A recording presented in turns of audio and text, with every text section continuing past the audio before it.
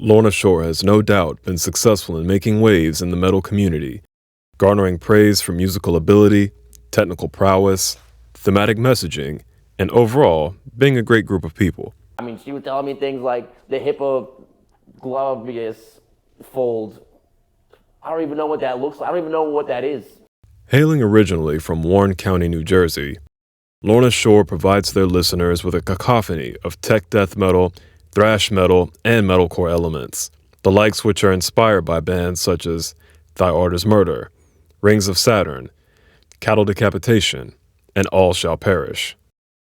The pulse-pounding style of heavy, sudden breakdowns and visceral blast beats further add to the sonic brutality of Lorna Shore and has allowed them to establish a tried-and-true framework for the band's albums throughout their career. Despite the massive changes to the band's lineup since their debut EP in 2010, Lorna Shore has continued to garner musical success, even showcasing the producing talent of Fit for an Autopsy's Will Putney with the 2015 album Psalms. Although admittedly, guitarist Adam D'Amico was not happy with the end final product. Fast forward to 2021, and the band would see a new frontman solution in Monument of Memories, Will Ramos.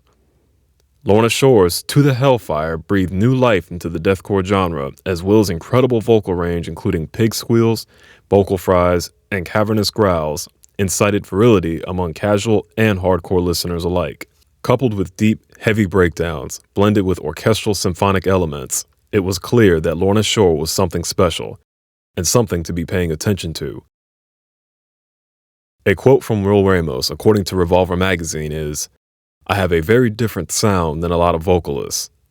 There's a lot of emotion, but it's not angry emotion. It's like sad.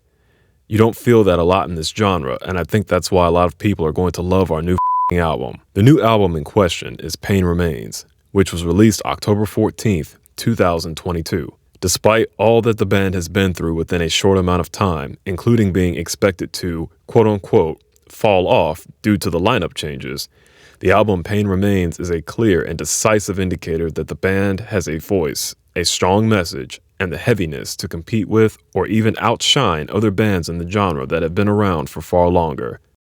With the background of Lorna Shore out of the way, it is time to look at my review of Lorna Shore's latest album, Pain Remains. The purpose of this review is to give my thoughts, impressions, and insight on the album based on several criteria as follows: listener perspective, comparative frameworks of past albums, technical aspects, the messaging, and overall themes. Lastly, a discussion of the impact of the album on myself and why I believe others should listen to it for themselves. With all of this being said, let us now get into the breakdown and review of the album.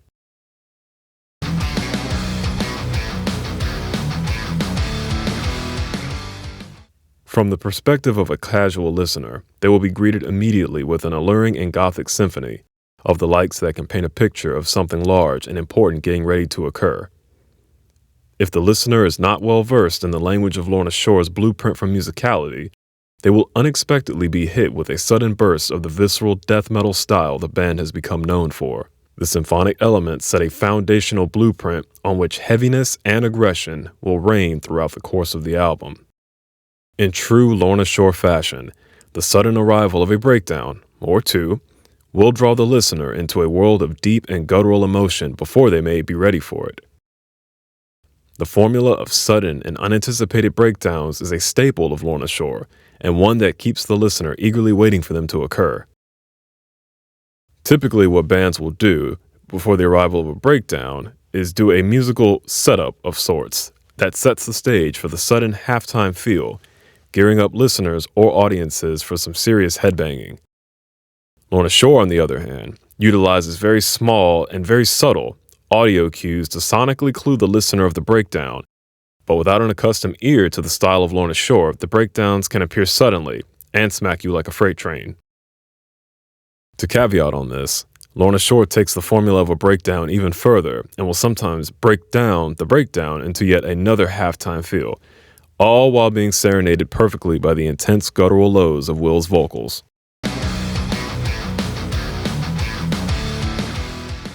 In the sense of musical technicality, the band is on their A game again. The guitar and bass parts exercise extreme mastery over scale navigation, with many of their songs modulating to a higher key to add a layer of elated sensation to the ambience of the songs. Backing up the maestro abilities of the strings are the visceral in-your-face drums that push the intensity of the music to astronomical levels.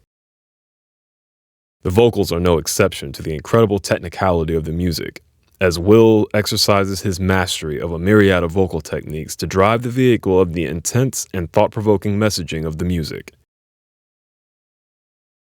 Since Will's introduction into the band, it is clear that he has plenty to talk about, with the themes of his lyrics and the emotion that he hopes to bring to the listeners as evident in the song To the Hellfire, where he details the intricate thoughts of one that has to accept an inevitable end that is coming.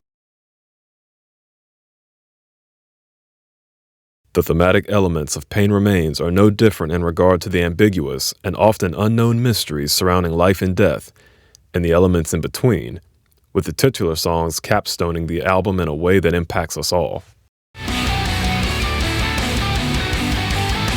In keeping with the deep and sometimes difficult to embrace topics, the symphonic and gothic elements drive the weight and magnitude of the lyrical concepts home in a way that elevates the listener to self-reflect, and maybe even contemplate on their own mortality.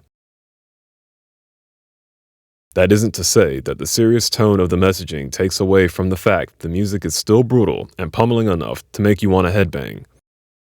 There is no shortage of catchy riffs combined with up-tempo backbeats to draw the listener into the clutches of head nodding and body movement. For example, Into the Earth and Soulless Existence.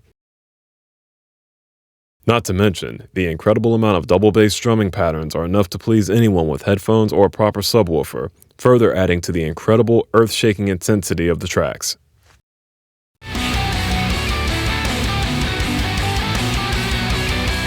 My personal experience with Pain Remains came to me in portions as I listened to the singles that the band released first leading up to the full release, with the trilogy of the titular Pain Remains tracks being the last songs that I heard before digesting the full album. It is in this trilogy in particular that the true impact of the thematic messaging hit home, as the tracks explore the story of a man that has lost his soulmate and cannot deal with the grief, ultimately arriving to a resolution in the third part that I will not spoil here in this video. Personally, these tracks impacted me the most, as I had shared experiences in loss and grief, or I have known someone close to me that had other linked experiences in the messaging. Needless to say, I'm not the only one that has gone through such experiences, and the song resonates with almost everyone in some way. Despite many assumptions and typecasting on the themes of death metal music, Pain Remains shakes the status quo and demonstrates that music in the genre have real substance and real issues to talk about outside of just pure anger and violence for the sake of shocking content matter. That is not to say that the album will be everyone's cup of tea. Those that are strictly opposed to metal music will not want to hear it no matter what the subject matter is. I will say, however, that should a listener outside of the genre decide to take the leap and give the album a listen, they may be pleasantly surprised at how intricate the messaging is, or how seamless orchestral symphonic instruments can be blended into an audio mix of this caliber.